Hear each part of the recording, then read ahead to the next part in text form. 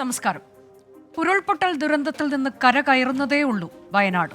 അതിനിടെയാണ് വയനാട്ടിൽ പ്രകമ്പനം എന്ന വാർത്ത ഇന്ന് രാവിലെ പുറത്തു വന്നത്. ഒന്നിലേറെ പഞ്ചായത്തുകളിൽ പ്രകമ്പനമുണ്ടായി.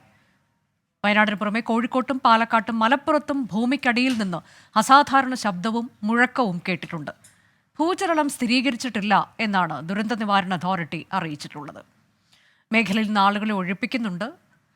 പക്ഷേ ജനങ്ങൾക്ക് ആശങ്കയുണ്ടാവുക സ്വാഭാവികമാണ്.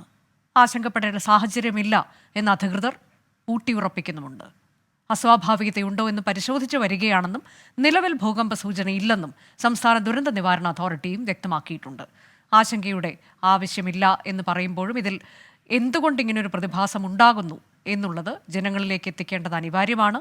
ഈ ഘട്ടത്തിൽ ആശങ്കയില്ല എന്ന് ഒരിക്കൽ കൂടി ഉറപ്പിച്ച് ജനങ്ങളെ അറിയിക്കേണ്ടതും ഒരു വാർത്താ മാധ്യമം എന്ന നിലയിൽ നമ്മളുടെ ഒരു ആശയമാണ് എന്നുള്ളത് കൊണ്ട് കൂടിയാണ് വിദഗ്ധരെ ഉൾപ്പെടുത്തി നമ്മൾ ഈ വിഷയം വിശദമായി ചർച്ച ചെയ്യുന്നത്. ഒപ്പം നമ്മളുടെ പ്രതിനിധികൾ കൂടി തത്സമയ വിവരങ്ങളുമായി ഉണ്ടാകും. സ്വാഗതം.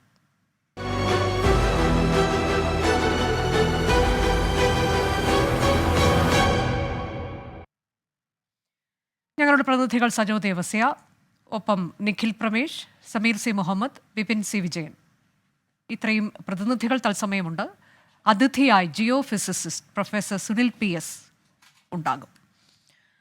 ആദ്യം ഞാൻ പോകുന്നത് professor Sunil PS professor Sunil, ഇപ്പോൾ ഇത് എന്തുകൊണ്ട്, അല്ലെങ്കിൽ ഇതെന്താണ് എന്നുള്ളത് നമുക്കത് എങ്ങനെ വിശദീകരിക്കാൻ കഴിയും? ഇതൊരു പ്രകമ്പനം ഉണ്ടായിട്ടുണ്ട് എന്നുള്ളത് ഇപ്പോൾ സ്ഥിരീകരിച്ചിട്ടുണ്ട്. പക്ഷേ ജനങ്ങളുടെയൊക്കെ ആശങ്ക ഇതൊരു ഭൂകമ്പമാണോ, ഭൂചലനമാണോ എന്നുള്ളതാണ്. പക്ഷേ ആ തരത്തിലേക്കുള്ള ഒരു തരത്തിലുള്ള സീസ്മോഗ്രാഫിക് മൂവ്മെൻറ്റും ഉണ്ടായിട്ടില്ല എന്നുള്ളതിൻ്റെ സ്ഥിരീകരണം വന്നിട്ടുണ്ട്. പക്ഷേ സാധാരണക്കാരായ ആളുകൾക്ക് ഈ സാഹചര്യത്തിൽ പ്രത്യേകിച്ചും ഒരു ഭയം ഉണ്ടാവുക എന്നുള്ളത് അത് സ്വാഭാവികവുമാണ്.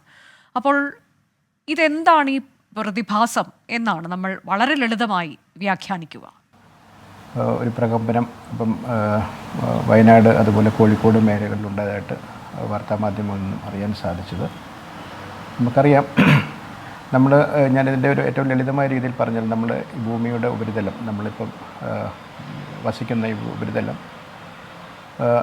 അത് ഒരു നോർത്ത് ഈസ്റ്റ് ഡയറക്ഷൻ, അതായത് വടക്ക് കിഴക്കൻ ദിശയിൽ ഏകദേശം 5 സെൻറ്റിമീറ്റർ പെർ ഇയർ, അതായത് ഒരു വർഷത്തിൽ 5 സെൻറ്റിമീറ്റർ നിരക്കിൽ മൂവ് ചെയ്യുന്നുണ്ട്. പക്ഷേ നമുക്കത് അത് വളരെ സ്ലോ ആയിട്ടുള്ള മൂവ്മെൻ്റ് ആയതുകൊണ്ട് നമുക്കത് മനുഷ്യന് അത് അറിയാൻ സാധിക്കില്ല. അതിപ്പോൾ എന്നാൽ ഇൻസ്ട്രുമെൻറ്റുകൾ ഉപയോഗിച്ച് നമുക്കത് കൃത്യമായി മെഷർ ചെയ്യാൻ പറ്റും. അതിൻ്റെ ഭാഗമായിട്ട് നമ്മുടെ ഭൂമിയുടെ ഏറ്റവും മുകളിലത്തെ ഭൂവൽക്കം അല്ലെ പാളിയായ ക്രസ്റ്റ് അല്ലെങ്കിൽ ലിത്തോസ്ഫിയർ എന്ന് പറയുന്ന പാളി ഏതാണ്ട് വടക്ക് കിഴക്കൻ ദിശയിൽ, ഇന്ത്യൻ ഫലകം വടക്ക് കിഴക്കൻ ദിശയിൽ ഈ പറഞ്ഞ പോലെ 4 തൊട്ട് 5 സെൻറ്റിമീറ്റർ ഒരു വർഷത്തെ നിരക്കിൽ മൂവ് ചെയ്യുന്നുണ്ട്, നീങ്ങിക്കൊണ്ടിരിക്കുകയാണ്. വളരെ സ്ലോ ആയിട്ടുള്ള മൂവ്മെൻറ്റാണ്. അത് തൊട്ടടുത്തുള്ള ഹിമാലയൻ പർവ്വതം ഉൾപ്പെടെ ടിബറ്റൻ മേഖലയിലെ മറ്റൊരു ഫലകമാണ്. അത് യുറേഷ്യൻ ഫലകം എന്ന് പറയും. ഇതുമായിട്ട് കൂട്ടിയിടിക്കുന്നു. അതിൻ്റെ ഭാഗമായിട്ട് നമ്മുടെ ഇന്ത്യൻ ഫലകം യുറേഷ്യൻ ഫലകത്തിൻ്റെ ഉള്ളിലേക്ക് ഇടിച്ചിറങ്ങുകയും യുറേഷ്യൻ ഫലകം, അതായത് ടിബറ്റും ഹിമാലയവും ചേർന്ന മേഖല, ഇതിന് മുകളിലിട്ട് ഇടിച്ച് കയറുകയും ചെയ്യുന്നു. അതിനെ നമ്മൾ സാധാരണ ടെക്ടോണിക് കൊളീഷൻ എന്ന് പറയും, ജിയോളജിക്കലി അല്ലെങ്കിൽ ജിയോഫിസിക്കലി. ഈ പ്രതിഭാസം ഏതാണ്ട് 50 ദശലക്ഷം കോടി വർഷം മുമ്പ് തന്നെ ഇത് നടന്നുകൊണ്ടിരിക്കുന്നത്. അതിൻ്റെ ഭാഗമായിട്ടാണ് ഹിമാലയം രൂപപ്പെട്ടിരിക്കുന്നത്. എന്നാൽ നമുക്കറിയാം, ഈ കൂട്ടിയുടെ ഭാഗമായിട്ട് ഹിമാലയം രൂപപ്പെടുന്നു. അതിൻ്റെ അനുബന്ധിതമായിട്ട് നിരന്തരം ഭൂചലനങ്ങൾ അഥവാ ഭൂകമ്പങ്ങൾ ഹിമാലയൻ മേഖലയിൽ ഏറ്റവും കൂടുതൽ നമുക്ക് ഇന്ത്യയിൽ ഏറ്റവും കൂടുതൽ അനുഭവപ്പെടുന്ന മേഖലയാണ്.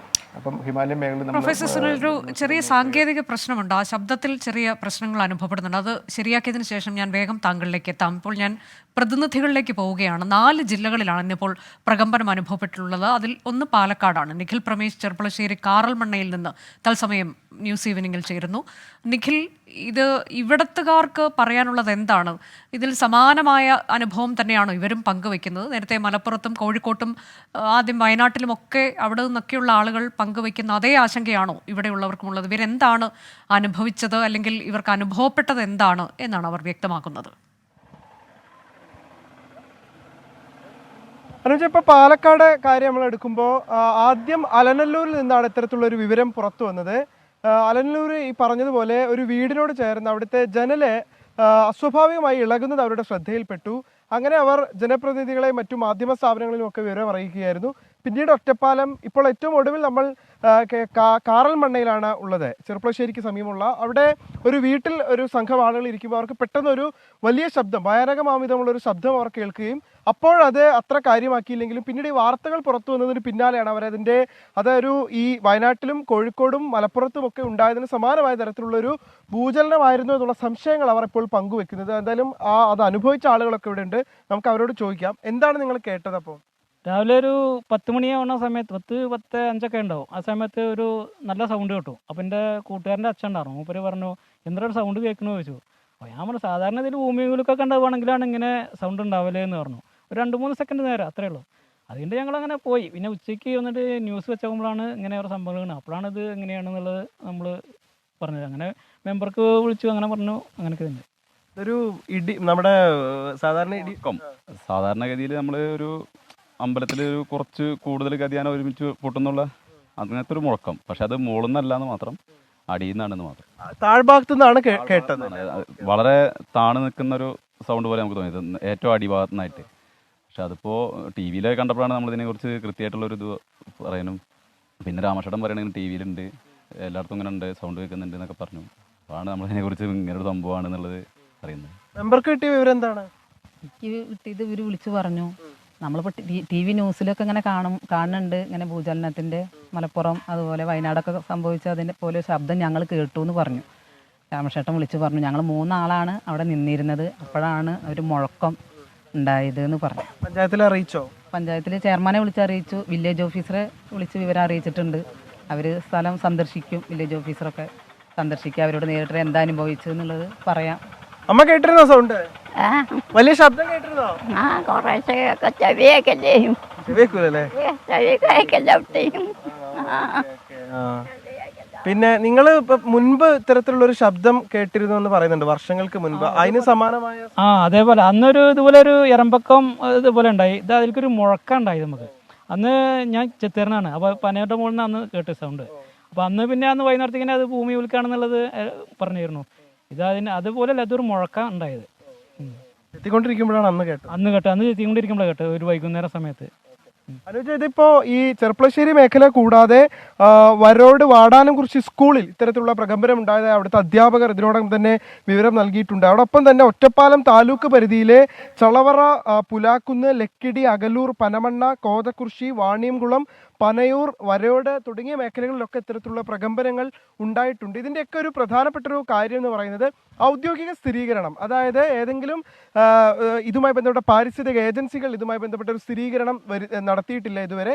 പല മേഖലകളിൽ നിന്ന് ആളുകൾ ഇത്തരത്തിലുള്ള വിവരങ്ങൾ പങ്കുവെക്കുന്നുണ്ട്, അത് വാസ്തവവുമാണ് എന്നുള്ളതിനപ്പുറത്തേക്ക് ഇതിന് ഔദ്യോഗികമായിട്ടുള്ള ഒരു സ്ഥിരീകരണം എവിടെ നിന്നും പുറത്തു വന്നിട്ടില്ല. എന്തായാലും ഇങ്ങനെ വലിയ പ്രകമ്പനം ഉണ്ടാകുന്നതോടുകൂടി ആശങ്കയിലാണ് ആളുകൾ. എന്താണ് ഇങ്ങനെ ഒരു പ്രതിഭാസം ഉണ്ടാകാൻ കാരണമെന്ന് അന്വേഷിക്കുകയാണ് വിവിധ മേഖലയിലുള്ള ആളുകൾ. അനുജ, അതെ, പാലക്കാട് വിവിധ ഇടങ്ങളിൽ, ഒറ്റപ്പാലം അടക്കം വിവിധ ഇടങ്ങളിൽ അത് ചിലയിടത്തൊക്കെ ഉഗ്ര ശബ്ദം കേട്ടു എന്നതാണ്. അപ്പോൾ ആ ജനങ്ങൾക്ക് അവിടെ ഒരു ഭീതി ഉണ്ടാവുക എന്നുള്ളതും സ്വാഭാവികമാണ്. പക്ഷേ ആശങ്കയുടെ ഒരു സാഹചര്യമില്ല എന്നുള്ളത് വിദഗ്ധർ പറയുകയും ചെയ്യുന്നു. നമ്മൾ സജോ ദേവസിയിലേക്കാണ് ഇനി പോകുന്നത്.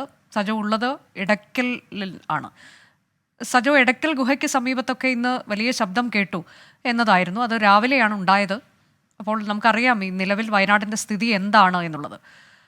ഇങ്ങനൊരു ശബ്ദം കൂടിയാകുമ്പോൾ അവിടുത്തെ ആളുകൾക്ക് എന്താണ് പങ്കുവയ്ക്കാനുള്ളത്? അവരുടെ നിലവിലെ ഒരു ആശങ്ക എങ്ങനെയാണ്?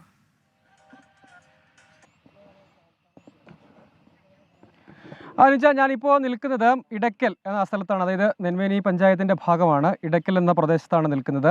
ഇവിടെ നിന്നാണ്, അതായത് നെന്മേനി പഞ്ചായത്തിൽ നിന്നാണ് ആദ്യം ഇത്തരത്തിലൊരു വിവരം പുറത്തു വരുന്നത്. അതായത് വലിയ മുഴക്കം കേട്ടു, പ്രകമ്പനമുണ്ടായി, ഇതൊക്കെയാണ് ആളുകൾ പറഞ്ഞത്. അതേതായാലും കൃത്യമായി തന്നെ നിരവധി ആളുകളുമായി നമ്മൾ സംസാരിച്ചു. അവരെല്ലാം ഇത് കേട്ടവരോ അനുഭവിച്ചവരോ ഒക്കെയാണ്.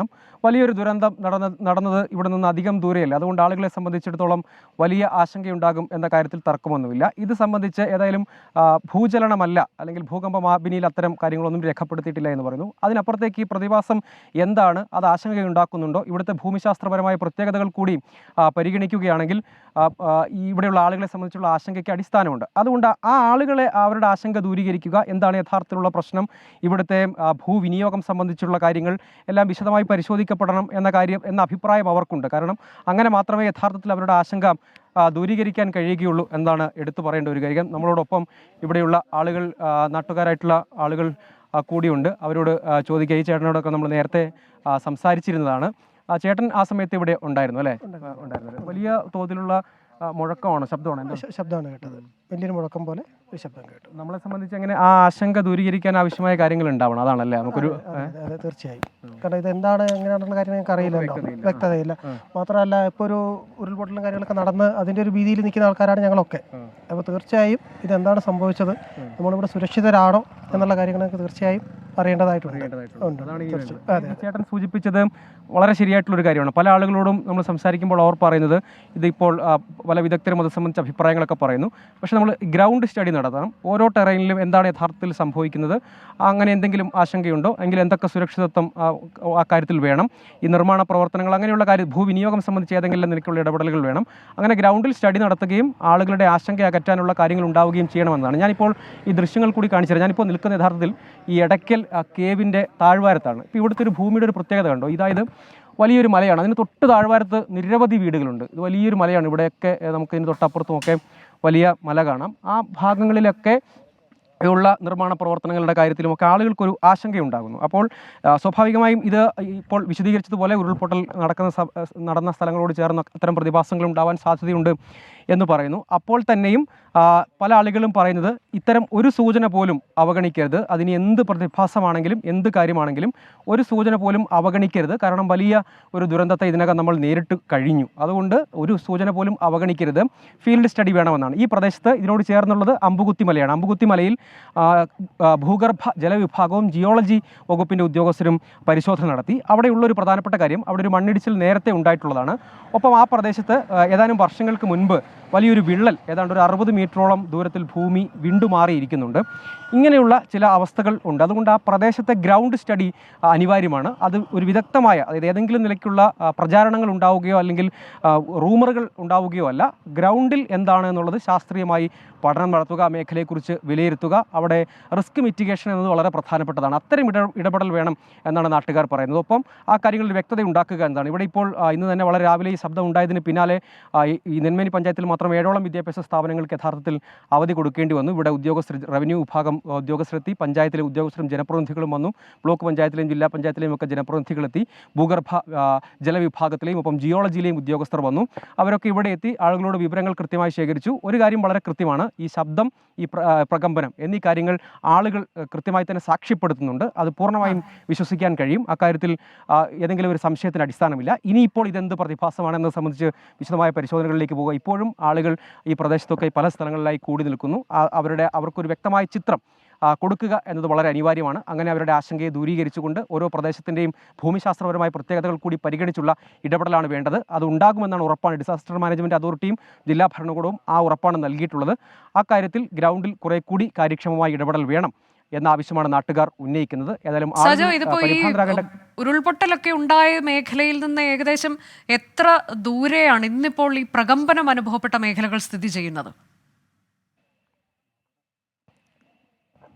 ചേട്ടാ, ഇവിടുന്ന് മുണ്ടക്കയിലേക്ക് എത്ര ദൂരമുണ്ട് ഈ പ്രദേശത്ത് നിന്ന്? 20 കിലോമീറ്റർ ചുറ്റോളം. 21 കിലോമീറ്റർ. ഈ എയർ ഡിസ്റ്റൻസ് വളരെ കുറവാണ്. അപ്പോൾ എയർ ഡിസ്റ്റൻസ് പരിശോധിച്ചാൽ യഥാർത്ഥത്തിൽ വളരെ കുറവാണ്. നമ്മൾ ഈ വരുന്ന റോഡും ഈ എയർ ഡിസ്റ്റൻസും വരുന്ന റോഡായിരിക്കില്ല യഥാർത്ഥത്തിൽ ഇങ്ങോട്ടേക്കുള്ള യഥാർത്ഥ ദൂരം. കാരണം സാധ്യമായ വഴിയിൽ കൂടിയാണല്ലോ വരിക. അപ്പോൾ എയർ ഡിസ്റ്റൻസ് അധികമില്ല. അങ്ങനെ വരുമ്പോൾ ഏതാണ്ട് തൊട്ടടുത്ത പ്രദേശങ്ങളൊക്കെ തന്നെയാണിത്. ഈ നമ്മൾ സഞ്ചരിച്ച് വരുമ്പോൾ 20 കിലോമീറ്ററോളം ഉണ്ടല്ലേ?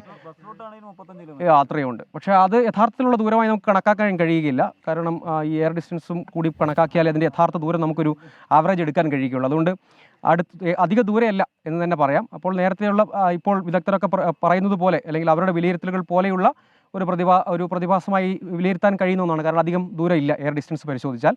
ആ നിലയ്ക്ക് കാണാം. പക്ഷേ അപ്പോഴും ഈ പ്രദേശത്തിൻ്റെ ഒരു ഭൂമിശാസ്ത്രപരമായ പലയിടങ്ങളിലും ഫ്രജൈലാണ്. ഞാൻ നേരത്തെ സൂചിപ്പിച്ചതുപോലത്തെ ദൃശ്യങ്ങളൊക്കെ കണ്ടാൽ തന്നെ അറിയാം വളരെ ഫ്രജൈലാണ്. ഇവിടെയുള്ള ആളുകൾക്കും അവരുടേതായിട്ടുള്ള ഇവിടെയുള്ള ഈ നിർമ്മാണ പ്രവർത്തനങ്ങളുടെയൊക്കെ കാര്യത്തിൽ നിങ്ങൾക്ക് ചെറിയ ആശങ്കയുണ്ട് അല്ലേ? ചെറുതായിട്ടുണ്ട്.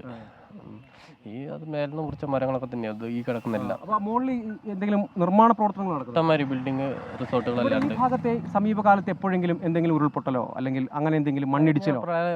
ഇതിന് മുന്നേ ഇതിന്റെ ബേക്ക് വശത്ത് നിന്ന് പൊട്ടിയിട്ടുണ്ടായിരുന്നു. അതിന്റെ മറുഭാഗത്ത്, അതായത് നമ്മൾ ഈ കാണുന്ന മലയുടെ മറുഭാഗത്ത് ഉരുൾ പൊട്ടിയിട്ടുണ്ടായിരുന്നു. അതായത് 2 വർഷം മുന്നേ. 2 വർഷം മുന്നേ പുത്തുമല പൊട്ടിയ 2019. അപ്പോൾ ഇവിടെയും അങ്ങനെയുള്ള സംഭവങ്ങൾ ഉണ്ടായിട്ടുണ്ടെന്നാണ് ഇവർ പറയുന്നത്. അതായത് ഈ കാണുന്ന മലയുടെ എതിർഭാഗത്ത്, അതായത് ഞാൻ നിൽക്കുന്നത് എടക്കൽ കേവിൻ്റെ താഴ്വാരമാണ്. ഈ മലയുടെയൊക്കെ മറുഭാഗത്ത് 2019 ഉരുൾപൊട്ടിയിരുന്നു എന്നാണ് അവർ പറയുന്നത്. അതുകൊണ്ട് അങ്ങനെയുള്ള ഒരു സാധ്യത കൂടി ഉള്ള പ്രദേശമാണ്. കുറച്ചുകൂടി മാറി നിന്നാൽ ഈ ഭൂമിയുടെ പ്രത്യേകത കൃത്യമായി തന്നെ മനസ്സിലാകും. ഈ പ്രദേശത്ത് വലിയ ജനവാസ മേഖലയാണ്. ഈ എടക്കൽ കേവിൻ്റെ താഴ്വാരം എന്നത് ഒരു വലിയ ജനവാസ മേഖല. താഴേക്കൊക്കെ ധാരാളം വീടുകളുണ്ട്. ഇതൊരു വലിയ താഴ്വാരമാണ്. ആ എടക്കൽ കേവ്, ഈ അമ്പകുത്തി മലയൊക്കെ ഇതിനോട് ചേർന്ന് കിടക്കുന്ന പ്രദേശങ്ങളാണ്. അപ്പോൾ അങ്ങനെ ആളുകൾ പറയുന്നത് നേരത്തെയും ഇവിടെയും ഉരുൾ പൊട്ടിയിട്ടുണ്ട്. അങ്ങനെ ഒരു പ്രദേശം കൂടിയാണ് ഇവിടെ. അപ്പോൾ ഓരോ സ്ഥലത്തെയും കൃത്യമായി ചിത്രം ഉണ്ടാക്കുക എന്നത് വളരെ പ്രധാനമാണ്. ഓരോ പ്രദേശത്തും അവിടെ എന്തൊക്കെ സാധ്യതകൾ അല്ലെങ്കിൽ നമുക്ക് റിസ്ക് കുറയ്ക്കാൻ എന്തൊക്കെ കാര്യങ്ങൾ ചെയ്യാം, അങ്ങനെയുള്ള ഇടപെടൽ അനിവാര്യമാണെന്നാണ് നാട്ടുകാർ പറയുന്നത്. ഒപ്പം ഈ എയർ ഡിസ്റ്റൻസ് പരിശോധിച്ചാൽ വലിയ ദൂരമില്ല. അങ്ങനെ വരുമ്പോൾ ആ സാധ്യത ഇപ്പോൾ നിലവിൽ പ്രവചിക്കപ്പെടുന്ന സാധ്യതയുമായി വേണമെങ്കിൽ നമുക്ക് അത് കുറെ കൂടി ഉറപ്പിക്കാൻ കഴിയുന്ന ഒന്നാണ്. ഞാൻ ഒരിക്കൽ കൂടി ഒരു ദൃശ്യം കൂടി കാണിച്ച് നമുക്ക്, അതായത് ഈ ഭാഗത്തൊക്കെ ഭൂമിയുടെ ഒരു പ്രത്യേകത ഇങ്ങനെയാണ്. അതായത് വലിയ മലകൾ, മലയോരം എന്ന് പറയുന്ന, ഒപ്പം ഇതുപോലെയുള്ള കുറച്ച് ഫ്രജൈൽ എന്നൊക്കെ വിളിക്കാൻ കഴിയുന്ന സ്ഥലങ്ങൾ ഏറെയുള്ള ഒരു പ്രദേശം കൂടിയാണ്. ഒപ്പം നേരത്തെയും തന്നെയും ഇതുപോലെയുള്ള പലതും ഉരുൾപൊട്ടലടക്കം മണ്ണിടിച്ചിലടക്കമുള്ള വികാസങ്ങൾ ഇതിൻ്റെ പരിസര പ്രദേശങ്ങളിൽ പലയിടത്തും സംഭവിച്ചിട്ടുണ്ട്. അങ്ങനെ ഒരു പ്രദേശം കൂടിയാണ്. അതുകൊണ്ടാണ് ആളുകൾ കുറച്ച് അവരുടെ ഈ കാര്യത്തിൽ കുറെ കൂടി ഒരു വ്യക്തമായൊരു ചിത്രം കിട്ടിയിരുന്നെങ്കിൽ കുറെ കൂടി അവരുടെ ആശങ്കകൾ ദൂരീകരിക്കാൻ കഴിയും എന്ന് പറയുന്നതൊപ്പം ഗ്രൗണ്ടിൽ കൃത്യമായ പഠനം വേണം എന്നുകൂടി അവർ പറയുന്നതിൻ്റെ കാര്യം അതാണ്. ഇതിനു മുൻപ് ഏതെങ്കിലും ഒരു ഘട്ടത്തിൽ ഇത്തരം അനുഭവം അവർക്കുള്ളതായി ആരെങ്കിലും പറഞ്ഞോ സജോ? അനുജ, നേരത്തെ നമ്മളോട് സംസാരിച്ച പലരും മുൻകാലത്തും സമാനമായ ചില സംഭവങ്ങൾ ഉണ്ടായിട്ടുണ്ട്. അന്ന് പക്ഷേ ഇപ്പോൾ ഇത് കൂടുതൽ ആളുകൾ ഇത് ഗൗരവത്തിലെടുക്കുന്നതിൻ്റെ കാര്യം വലിയൊരു ദുരന്തമുണ്ടായ പശ്ചാത്തലത്തിലാണ്.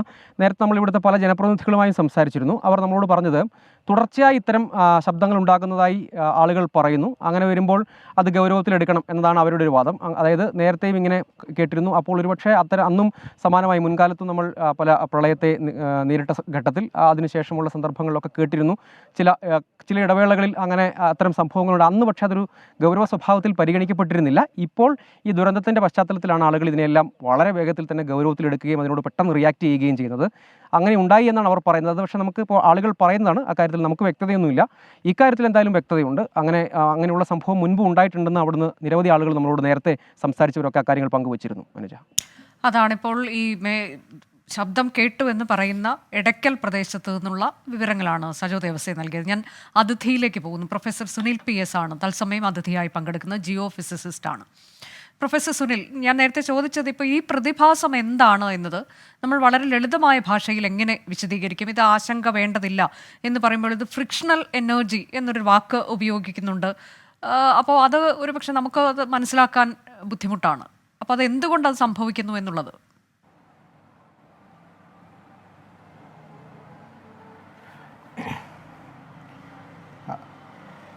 കേൾക്കാമോ ഞാൻ പറയുന്നത്? കേൾക്കാം.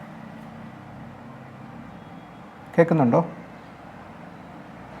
കേൾക്കുന്നുണ്ട്, താങ്കൾ പറഞ്ഞോളൂ.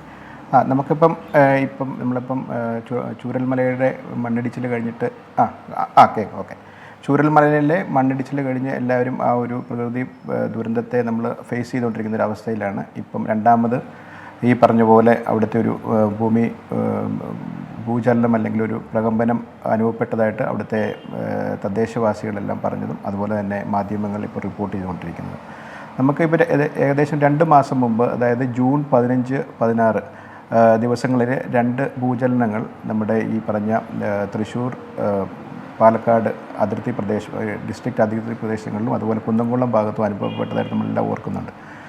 അപ്പം അന്ന് നമ്മൾ ഈ പറഞ്ഞ പോലെ ഈ ഇന്ത്യയിൽ പ്രധാനമായിട്ടും ഇന്ത്യൻ മെറ്റീരിയോളജിക്കൽ ഡിപ്പാർട്ട്മെൻറ്റ് അതിൻ്റെ ഏജൻസി പറയുന്ന പോലെ തന്നെ ഇന്ത്യയിൽ നടക്കുന്ന ഈ ഭൂചലനങ്ങളുടെ കൃത്യമായിട്ടും അത് രേഖപ്പെടുത്തുകയും അതിനെപ്പറ്റി വിശകലനം ചെയ്ത് അതിൻ്റെ റിപ്പോർട്ട് അല്ലെങ്കിൽ അതാത് ദിവസം നമ്മളെ അവതരിപ്പിക്കുന്ന ഒരു ഏജൻസിയാണ് നാഷണൽ സെൻറ്റർ ഫോർ സൈസ്മോളജി.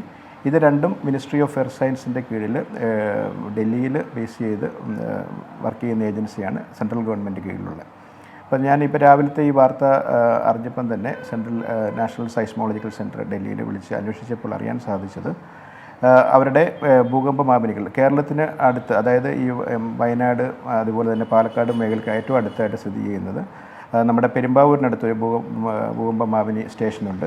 അതുപോലെ തന്നെ ഒന്ന് മംഗലാപുരത്തുണ്ട്, മറ്റൊന്ന് ഇടുക്കിയിലുണ്ട്, പിന്നുള്ളത് ട്രിവാൻഡ്രത്ത്. ഈ 4 മേഖലകളിലും ഈ പറഞ്ഞ സമയത്ത് അല്ലെങ്കിൽ അതിന് ശേഷമോ ഒരു ഭൂചലനം നടന്നതായിട്ട് രേഖപ്പെടുത്തില്ല. നമ്മൾ എർത്ത് അതിൻ്റെ എർത്ത് എനർജി, അത് റിലീസ് ചെയ്യുന്ന എനർജി അനുസരിച്ചിട്ട് ഏറ്റവും താഴത്തോട്ട് നമ്മൾ മുകളിലേക്ക് നോക്കിക്കഴിഞ്ഞ് കഴിഞ്ഞാൽ മാഗ്നിറ്റ്യൂഡ് നമ്മൾ സാധാരണ അറിയാം, പത്രങ്ങൾ വായിക്കുമ്പോൾ എത്രത്തോളം എനർജി, അത് മാഗ്നിറ്റ്യൂഡ് 3 എന്ന് പറയുന്നത് ഏറ്റവും മൈനറായിട്ടുള്ള എർത്ത് അല്ലെങ്കിൽ ഭൂചലനവും, അതിനുശേഷം ലൈറ്റായിട്ടുള്ള ഭൂചലനം എന്ന് പറയുന്നത് 4-നോട് അടുത്തതും, അതുപോലെ തന്നെ മോഡറേറ്റ് ആയിട്ടുള്ള ഭൂചലനം എന്ന് പറഞ്ഞാൽ 5-നോട് അടുത്തതും, അതുപോലെ തന്നെ പിന്നെ സ്ട്രോങ് ആയിട്ടുള്ള എർത്ത് 6 എന്ന് പറയുന്ന മാഗ്നിറ്റ്യൂഡും 7 എന്ന് പറയുന്നത് എന്ന് വെച്ച് കഴിഞ്ഞാൽ മേജറായിട്ടുള്ള എർത്ത് 8 ആൻഡ് എബോവ് എന്ന് പറയുന്നത് ഗ്രേറ്റ് എർത്ത് എന്നാണ് നമ്മൾ സാധാരണ പറയുന്നത്. അപ്പം നമുക്കിപ്പോൾ ഈ പറഞ്ഞ ഈ ഏറ്റവും താഴത്തെ ക്ലാസ്സിലുള്ളതാണ് മൈനറായിട്ടുള്ള എർത്ത് അതായത് 3 എന്ന് പറയുന്നത്. അപ്പോൾ സാധാരണ സൈസ്മോമീറ്റേഴ്സ് അല്ലെങ്കിൽ ഈ പറഞ്ഞ ഭൂകമ്പ മാപിനികൾക്ക് ഈ പറഞ്ഞ 2 ഒന്നിന് മുകളിലുള്ള മെഷർ ചെയ്യാൻ പറ്റും. പക്ഷേ ഇതെല്ലാം അതിൽ നിന്ന് ഉത്ഭവിക്കുന്ന എനർജി എന്ന് പറയുന്നത് അല്ലെങ്കിൽ അതിൻ്റെ ഒരു പ്രഭവ കേന്ദ്രം വളരെ അതിന് ചുറ്റപ്പെട്ട ഈ പറഞ്ഞ പ്രകമ്പനങ്ങളൊക്കെ വളരെ കുറവാണ്. അപ്പോൾ നമ്മളിപ്പോൾ ഇവിടുത്തെ തദ്ദേശവാസികളെല്ലാം പറയുന്നതിൽ നിന്ന് മനസ്സിലാക്കാൻ പറ്റിയത് ഇവിടെ അവർക്കൊരു സൗണ്ട് അല്ലെങ്കിൽ അവിടെ ഒച്ച കേട്ടെന്നാണ്. സാധാരണ ഈ എർത്ത് അല്ലെങ്കിൽ ഭൂചലനം ഉണ്ടാകുമ്പോൾ അതൊരു സൗണ്ട് വേവ്സ് അല്ലെങ്കിൽ അക്വസ്റ്റിക് വേവ്സ് പ്രൊഡ്യൂസ് ചെയ്യും. അത് അവർ കേട്ടത് ഒരു പക്ഷേ സത്യമായിരിക്കും. രണ്ടാമത് പിന്നെ നമുക്ക് ഈ പറഞ്ഞ പോലെ ഇതിൻ്റെ എനർജി അല്ലെങ്കിൽ അവിടെ നിന്ന് റിലീസ് ചെയ്തത് 3 അല്ലെങ്കിൽ 2 അതിന് താഴെ ആയതുകൊണ്ട് മാത്രമാണ് നമുക്ക് ഇത് റെക്കോർഡ് ചെയ്യാൻ പറ്റാത്തത്.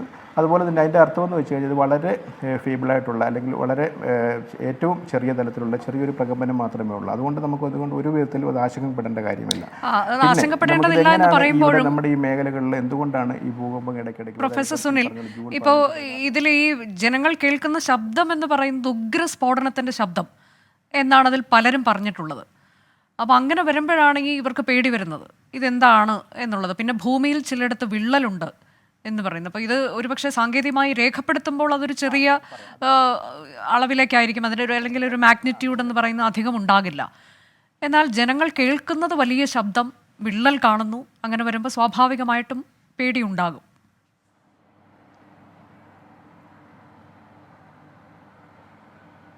അതെ, നമ്മൾ ഇപ്പം ഞാൻ കുറച്ചും കൂടെ അത് ലളിതമായി പറഞ്ഞു കഴിഞ്ഞാൽ നമ്മളിപ്പോൾ അധിവസിക്കുന്ന ഭൂമിയുടെ ഉപരിതലം, അതായത് ഭൂവൽക്കത്തിൻ്റെ ഏറ്റവും മുകളിലത്തെ പാളിയായ ലിത്തോസ്ഫിയർ നമ്മുടെ ഇന്ത്യൻ ഫലകം, അതായത് മേജറായിട്ട് 7 ഫലകങ്ങളാണുള്ളത്. അതിൽ ഏറ്റവും ഒരു പ്രധാനമായ ഒരു ഫലകമാണ് ഇന്ത്യൻ പ്ലേറ്റ് അല്ലെങ്കിൽ ഇന്ത്യൻ ഫലകം, ഓസ്ട്രേലിയൻ ഫലകം എന്നാണ് അതിന് ഒന്നിച്ച് പറയുന്നത്. ഇതിനൊരു നമ്മൾക്ക് മനുഷ്യന് സെൻസ് ചെയ്യാൻ പറ്റാത്ത രീതിയിൽ തന്നെ ഓൾമോസ്റ്റ് ഒരു വർഷം ഏതാണ്ട് 4 തൊട്ട് 5 സെൻറ്റിമീറ്റർ വരെ വടക്ക് കിഴക്കൻ ദിശയിൽ ഇത് മൂവ് ചെയ്യുന്നുണ്ട്. അത് നമുക്ക് പക്ഷേ ഇൻസ്ട്രുമെൻറ്റുകൾക്ക് ഇത് പറഞ്ഞ പോലെ ഭൂകമ്പ മാപിനികൾക്കോ അല്ലെങ്കിൽ അതുപോലെ തന്നെ global positioning system, geodetic global positioning system പോലുള്ള ഇൻസ്ട്രുമെൻറ്റുകൾ വെച്ച് നമുക്ക് മെഷർ ചെയ്യാൻ പറ്റും. അതിൻ്റെ മൂവ്മെൻറ്റ്സ് ഒരു വർഷം 4 തൊട്ട് 5 സെൻറ്റിമീറ്റർ പെർ ഇയറാണ്. ഇത് നമുക്ക് തൊട്ടടുത്തുള്ള മറ്റൊരു ഫലകമായ യുറേഷ്യൻ ഫലകം, അതായത് ഹിമാലയം തിബറ്റ് മേഖലകൾ സ്ഥിതി ചെയ്യുന്ന ഹിമാലയൻ ഫലകമായിട്ട് കൂട്ടിയിടിക്കുന്നു. അതിൻ്റെ ഫലകമായിട്ട് നമ്മുടെ ഇന്ത്യൻ ഫലകം ഹിമാലയൻ ഫലകത്തിൻ്റെ അല്ലെങ്കിൽ യുറേഷ്യൻ ഫലകത്തിൻ്റെ ഉള്ളിലേക്ക് ഇടിച്ചിറങ്ങുന്നു. അതിൻ്റെ വീണ്ടുമുള്ള ഫലമായിട്ട് യുറേഷ്യൻ ഫലം ഇതിൻ്റെ മുകളിലേക്ക് ഇടിച്ചു കയറുന്നു. ഇതിൻ്റെ ഫലമായിട്ട് ഓരോ വർഷവും ഹിമാലയം തന്നെ ഓരോ വർഷം ഏതാണ്ട് 1 സെൻറ്റിമീറ്റർ തൊട്ട് 2 സെൻറ്റിമീറ്റർ വരെ ഇതിൻ്റെ ഉയർച്ച കൂടുന്നുണ്ട്.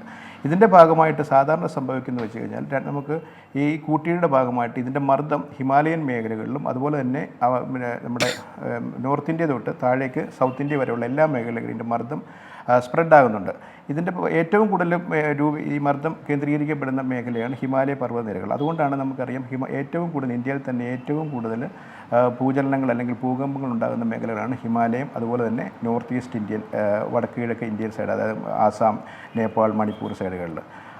എന്നാൽ ഉള്ളിലേക്ക് വന്നു കഴിഞ്ഞാൽ നമുക്കറിയാം കച്ച്, ഭുജ് പ്രധാനമായ മേഖലകളിലൊക്കെ ഉള്ളിൽ ഇപ്പം ഈ ബൗണ്ടറിയിൽ, ഈ പ്ലേറ്റിൻ്റെ ബൗണ്ടറിയിൽ നടക്കുന്ന ഭൂചലനങ്ങൾക്ക് പറയുന്നത് ഇൻ്റർപ്ലേറ്റ് എർത്ത് ക്വേക്സ് എന്ന് പറയും. എന്നാൽ ഉള്ളിലേക്ക് വരുന്ന, ഫോർ എക്സാമ്പിൾ നമുക്ക് 2001 നടന്ന കച്ച് അല്ലെങ്കിൽ ഭുജ് ഭൂചലനം, അതുപോലെ തന്നെ പിന്നെ ലാത്തൂർ എർത്ത് ക്വേക്ക്, ഇത്തരം എർത്ത് ക്വേക്കുകളൊക്കെ നമ്മുടെ ഈ ഇന്ത്യൻ ഫലകത്തിൻ്റെ ഉള്ളിൽ നടക്കുന്നതാണ്. അതും ഈ പറഞ്ഞ പോലെ നമുക്ക് ഈ പറയുന്ന പോലെ നമ്മൾ പുറത്ത് നോക്കുമ്പോൾ അറിയില്ല, പക്ഷേ ഈ നമ്മുടെ ഈ പ്ലേറ്റിൻ്റെ എൻ്റെ ഭാഗത്ത് പല പല വിള്ളലുകളും പൊട്ടലുകളും ഉണ്ട്. സാധാരണ നമ്മളതിനെ ഫോൾട്ട് സോൺസ് അഥവാ ലീനിയമെൻറ്റ്സ് എന്നൊക്കെ പറയാറുണ്ട്.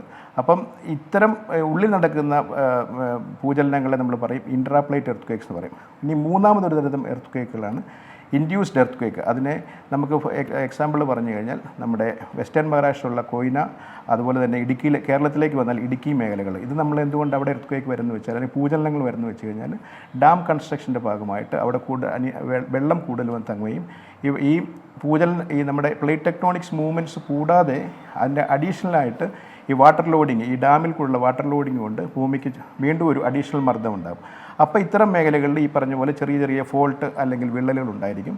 അപ്പം വെള്ളം കൂടുതലായിട്ട് വരുമ്പോൾ ഈ വെള്ളം ഈ പൊട്ടലിൽ കൂടെ ഉള്ളിലേക്ക് പനിച്ചിറങ്ങുകയും ഈ മർദ്ദം ആ ചുറ്റുപാടുള്ള മേഖലകളിൽ രൂപീകരിക്കുകയും ഭൂമി തന്നെ സ്വന്തമായി ചെറിയൊരു രീതിയിൽ അഡ്ജസ്റ്റ്മെൻറ്റ് നടത്തുമ്പോൾ, അതായത് ഒരു ചെറിയ ഞരക്കങ്ങളോ അല്ലെങ്കിൽ നീക്കങ്ങളോ ആ ലോക്കലായിട്ട് നടക്കുന്ന സമയത്ത് ഇതേപോലുള്ള ഭൂചലനങ്ങൾ ഉണ്ടാകുന്നുണ്ട്. അതിൻ്റെ ഭാഗമായിട്ടാണ് കൊയ്നായിലും അതുപോലെ തന്നെ ഇടുക്കി മേഖലകളിലുണ്ടാകുന്നത്. എന്നാൽ നമ്മളിപ്പം അപ്പം ചോദിക്കും, ഇപ്പോൾ പാലക്കാട് അല്ലെങ്കിൽ തൃശ്ശൂർ, ഈ പറയുന്ന കോഴിക്കോട്, വയനാട് മേഖലകളിൽ വലിയ തരത്തിലുള്ള ഡാമുകളൊന്നും ഇല്ല എന്ന്. നമുക്കിപ്പം നോക്കിക്കഴിഞ്ഞാൽ ഈ ജൂൺ 15, 16 നടന്ന പിന്നെ തൃശ്ശൂർ, പാലക്കാട് മേഖലകളിൽ നടന്നതും ഞങ്ങൾ അപ്പം തന്നെ ഈ പറഞ്ഞ പോലെ നാഷണൽ സെൻറ്റർ ഫോർ സൈസ്മോളജിയിൽ അവരുമായിട്ട് ബന്ധപ്പെടുകയും അവരുടെ അതിൻ്റെ ബേസിക് ഡാറ്റ അനലൈസ് ചെയ്തപ്പോൾ മനസ്സിലാകുന്നത് നമുക്ക് ഈ കേരളത്തിലെ വേറെ പ്രതിഭാസം നമുക്ക് കിട്ടുന്ന അനിയന്ത്രിതമായ മഴയാണ്. ഇപ്പം നമുക്ക് പെട്ടെന്ന് ഇപ്പം മണ്ണിടിച്ചിൽ അനിയന്ത്രിതമായ മഴയുടെ ഭാഗമായിട്ട് high intensity heavy rainfall, extreme heavy rainfalls ഭാഗമായിട്ട് നമുക്ക് ഈ പറഞ്ഞ ഉരുൾപൊട്ടൽ പോലുള്ള മറ്റൊരു പ്രതിഭാസം നമ്മൾ അനുഭവിക്കുന്നുണ്ട്. എന്നാൽ ഇതുപോലെ തന്നെ ഈ പറഞ്ഞ വിള്ളലുകൾ നമുക്ക് ഫോർ എക്സാമ്പിൾ നമ്മുടെ പെരിയാർ റിവർ ഒഴുകുന്നത് തന്നെ പെരിയാർ ലീനിയൻമെൻ്റ് എന്ന് പറയുന്ന ഒരു പൊട്ടൽ കൂടെ അല്ലെങ്കിൽ ഫോൾട്ടിൽ കൂടാണ്. അപ്പം അത്തരം മേഖലകളിൽ ഇതുപോലെ അനിയന്ത്രിതമായിട്ട് മഴ പല മലയോര പ്രദേശങ്ങളിൽ പെയ്യുകയും വെള്ളം ഇതിലേക്ക് കുത്തിയൊഴുകി വരുമ്പോഴും ഇനി ഉള്ളിലേക്ക് ഈ വെള്ളം വളരെ ഫോഴ്സോടുകൂടി ഉള്ളിലേക്ക് പോകാനുള്ള സാധ്യതയുണ്ട്, അല്ലെങ്കിൽ പനിച്ചിറക്കാനുള്ള സാധ്യതയുണ്ട്. അപ്പം വീണ്ടും ആ ലോക്കലായിട്ട് ആ ഏരിയകളിൽ മർദ്ദം രൂപീകരിക്കാനുള്ള സാധ്യതകളുണ്ട്.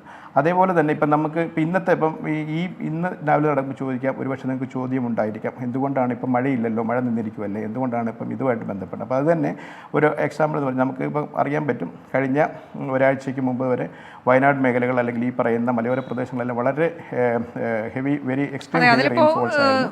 ഈ വെള്ളങ്ങളെല്ലാം ഒഴുകി താഴേക്ക്. ഇതിനെക്കുറിച്ചൊന്ന് പഠിക്കാൻ ശ്രമിച്ചപ്പോൾ കണ്ടത് ഈ നദിയോട് ചേർന്ന് അല്ലെങ്കിൽ പുഴകളോടൊക്കെ ചേർന്ന് കിടക്കുന്ന മേഖലകളിൽ കുറേ മണിക്കൂർ നേരത്തേക്ക് മഴ പെയ്ത് കഴിഞ്ഞാൽ, നീണ്ടു നിൽക്കുന്ന മഴയൊക്കെ പെയ്തു കഴിഞ്ഞാൽ ഇത്തരം ശബ്ദങ്ങൾ ഉണ്ടാവുക സ്വാഭാവികമാണ് എന്ന് പറയുന്നു. പിന്നെ മറ്റൊന്ന്, ഇതൊരു മണ്ണൊലിപ്പ് എന്ന തരത്തിലേക്ക് നമുക്കിതിനെ പറയാൻ കഴിയുമോ എന്നുള്ള സംശയം. ഏറ്റവും പ്രധാനം പ്രൊഫസർ, ഇതൊരു ഭൂകമ്പ സൂചനയാണോ എന്നുള്ള ചോദ്യം, അതിന് നമ്മൾ എങ്ങനെ ആൻസർ ചെയ്യും?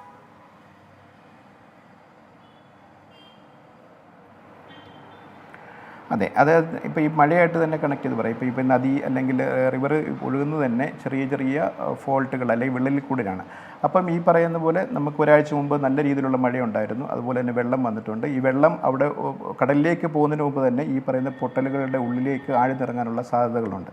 അതിൻ്റെ ഭാഗമായിട്ട് തന്നെ ഓൾറെഡി ഞാൻ പറഞ്ഞ പോലെ നമ്മുടെ ഫസ്റ്റ് ഫേസ് എന്നുള്ള രീതിയിൽ നമ്മുടെ ഈ ടെക്ടോണിക് പ്ലേറ്റ് മൂവ്മെൻറ്റ്സിൻ്റെ ഭാഗമായിട്ട് ഹിമാലയൻ പർവ്വതനിരകളുടെ ഭാഗത്തു നിന്ന് തന്നെ ഓൾറെഡി ഇന്ത്യൻ പ്ലേറ്റിൽ ഒരു മർദ്ദം ഓൾറെഡി നിലനിൽക്കുന്നുണ്ട്. അതേപോലെ തന്നെ ഇതേപോലുള്ള ചെറിയ ചെറിയ തരത്തിലുള്ള ഇപ്പം നമ്മൾ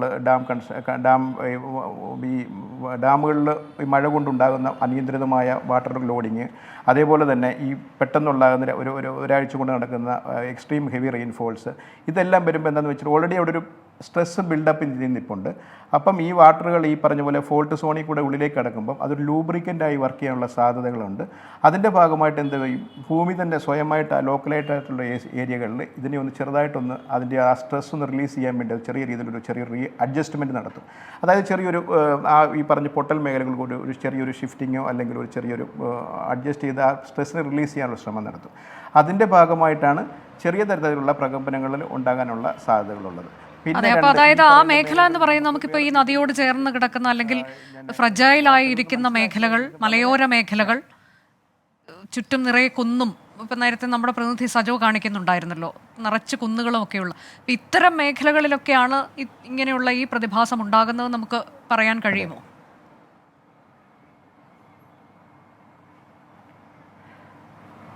അല്ല, ഇത് കൂടുതലും നോക്കിക്കഴിഞ്ഞാൽ മനസ്സിലാവും. ഇത് ഈ മലയോര പ്രദേശങ്ങൾ കുറേ കൂടെ താഴെ വന്നിട്ടായിരിക്കും ഇതിൻ്റെ ഒരു ഇപ്പം അതായത് സമതല പ്രദേശങ്ങളിലായിരിക്കും. കാരണം ഈ വെള്ളം മുകളിൽ നിന്ന് ഒഴുകി താഴെ എത്തിക്കഴിഞ്ഞു. ഈ മുകളിൽ അനിയന്ത്രിതമായ വെള്ളം മഴയിൽ നിന്ന് ലഭിക്കുമ്പോഴാണ് നമുക്ക് അവിടെ ഉരുൾപൊട്ടലുകൾ പോലെ ഉണ്ടാകുന്നത്. എന്നാൽ ഈ വെള്ളം ഒഴുകി താഴേക്ക് എത്തി കടലിൽ എത്തിച്ചേരുന്നതിന് മുമ്പ് തന്നെ അത് താഴെ സമതല പ്രദേശങ്ങളിൽ എത്തിക്കഴിയുമ്പോൾ അത് താഴേക്ക് പിന്നെ ഭൂമിക്ക് ഉള്ളിലേക്ക് പോകാനുള്ള പ്രവണത കാണിക്കും. അവിടെ തന്നെ കൂടുതലായിട്ടും ഇതേപോലെയുള്ള റിവർ ഓൾറെഡി ഒഴുകിക്കൊണ്ടിരിക്കുന്ന മേഖലകളായുള്ള പൊട്ടലുകൾ അല്ലെങ്കിൽ ഫോൾട്ടായിട്ടുള്ള ലീനിയമെൻസ് ഉള്ള ഈ മേഖലയിൽ കൂടെ വീണ്ടും ഉള്ളിലേക്ക് അത് ആഴ്ന്നിറങ്ങാനുള്ള സാധ്യതകളുണ്ട്. അപ്പം താഴ്ന്നിറങ്ങുമ്പോൾ വീണ്ടും എന്ന് വെച്ച് കഴിഞ്ഞാൽ ആ വെള്ളം ഓൾറെഡി പൊട്ടലുണ്ട്, അതിലേക്ക് വെള്ളം ഇറങ്ങുകയാണ്. അപ്പോൾ ഓൾറെഡി ഒരു ഞാൻ പറഞ്ഞ പോലെ ഈ ടെക്ടോണിക് മൂവ്മെൻറ്റ്സിൻ്റെ എൻ്റെ ഇന്ത്യൻ പ്ലേറ്റിൻ്റെ മൂവ്മെൻ്റ് ആയിട്ട് ഒരു സ്ട്രെസ് ഓൾറെഡി നമ്മുടെ എൻ്റെ ഇന്ത്യൻ പ്ലേറ്റിൽ നിലനിൽക്കുന്നുണ്ട്. അത് പക്ഷേ ഒരു പരിധിക്കപ്പുറത്തേക്ക് പോകുന്നില്ല എങ്കിൽ അപ്പോൾ ഇതേപോലെ ചെറിയ ചെറിയ ട്രിഗറിങ് ഫാക്ടേഴ്സ് വരുമ്പം ഒരു ഭൂമി തന്നെ ഒരു ചെറിയൊരു എന്താ പറയുക, ഞാൻ പറഞ്ഞ പോലെ അതിന് മലയാളം എനിക്ക് പെട്ടെന്ന് കിട്ടുന്നില്ല, ഒരു അഡ്ജസ്റ്റ്മെൻറ്റ്, ആ ഒരു സ്ട്രെസ് റിലീസ് ചെയ്യാൻ വേണ്ടിയുള്ള ചെറിയൊരു അഡ്ജസ്റ്റ്മെൻറ്റുകൾ ചെയ്യും. അപ്പം അതിൻ്റെ ഭാഗമായിട്ട് ഈ പറഞ്ഞ പോലെ സൗണ്ട് ഉണ്ടാകാം. അതുപോലെ തന്നെ പ്രകമ്പനങ്ങൾ ഉണ്ടാകണമെന്നുണ്ടെങ്കിൽ പ്രകമ്പനം ഇപ്പം ഇതിൽ ഞാൻ പറഞ്ഞ പോലെ ചിലപ്പോൾ ഒരു പക്ഷേങ്കിലും 3, 2.5 മാഗ്നിറ്റ്യൂഡ് താഴെയുള്ളതായിരിക്കും. അതുകൊണ്ടാണ് നമ്മൾ ഭൂകമ്പ മാപിൽ അത് രേഖപ്പെടുത്താവുന്നത്. എങ്കിൽ പോലും അത് വളരെ ലോക്കലൈസ്ഡ് ആയിരിക്കാം.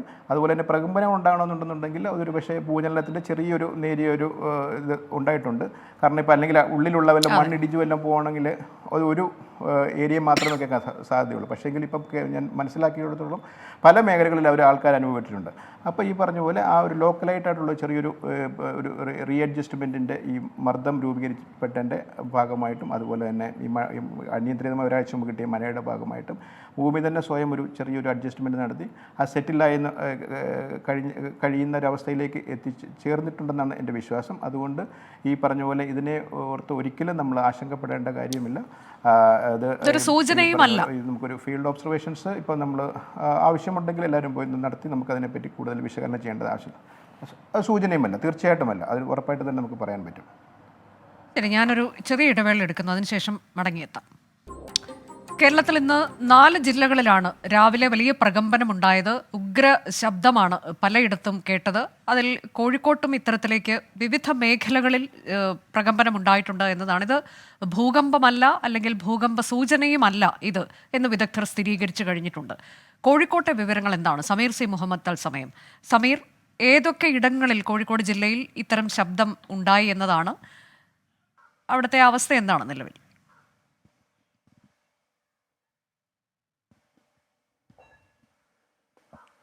കോഴിക്കോട് ജില്ലയുടെ കിഴക്കൻ മലയോര മേഖലയിലാണ് ഉഗ്രശബ്ദവും തുടർന്ന് ഭൂചലനത്തിന് സമാനമായ രീതിയിലുള്ള പ്രതിഭാസവും ഉണ്ടായിരിക്കുന്നത്. വലിയ ഒരു ആശങ്ക പ്രദേശവാസികളെല്ലാം തന്നെ പങ്കുവയ്ക്കുന്നു. പ്രധാനമായും മുക്കം, താമരശ്ശേരി, കൂടരഞ്ഞി, കുറ്റ്യാടി മേഖലകളിലാണ് ഇത്തരത്തിലുള്ള ഈ പ്രതിഭാസം ഉണ്ടായത്. ഉഗ്രശബ്ദമുണ്ടാവുകയും തൊട്ടുപിറകെ വീട്ടിലെ പാത്രങ്ങൾ, അതുപോലെ തന്നെ വാതിൽ, ജനാല തുടങ്ങിയവയൊക്കെ ചലിക്കുന്നതായിക്കൊണ്ടാണ് പലർക്കും അനുഭവപ്പെട്ടത്. ഞാനിപ്പോൾ നിൽക്കുന്നത് കൂടരഞ്ഞി വല്ലത്തായ്പാറയിലാണ്. വല്ലത്തായ്പാറയിലെ വിവിധ കുടുംബങ്ങൾ നമ്മളോട് അവരുടെ അനുഭവങ്ങൾ പങ്കുവയ്ക്കുന്നു. നമുക്കിപ്പം ശിവദാസ് മാസ്റ്റർ കൂടിയുണ്ട്. മാഷെ, വലിയ ശബ്ദമാണ് കേട്ടത്, മറ്റ് കാര്യങ്ങൾ എന്തൊക്കെയായിരുന്നു?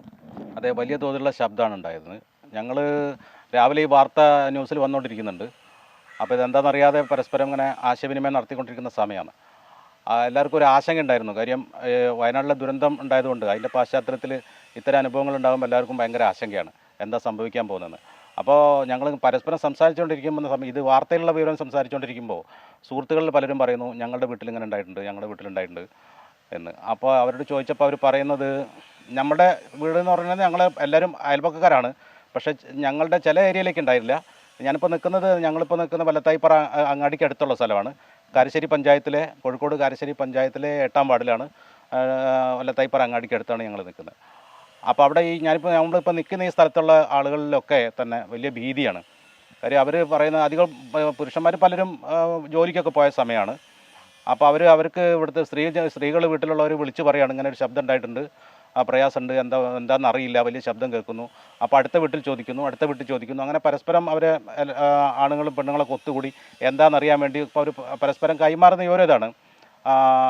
പാത്രം അടുക്കളയിലെ അലമാരയിലിരിക്കുന്ന പാത്രങ്ങളൊക്കെ ഇളക്കം സംഭവിക്കുന്നു, കിടകട വച്ച് വെക്കുന്നു, വാതിലും ജനലൊക്കെ വലിയ തട്ടിയിട്ട് ശബ്ദം ഉണ്ടാകുന്നു.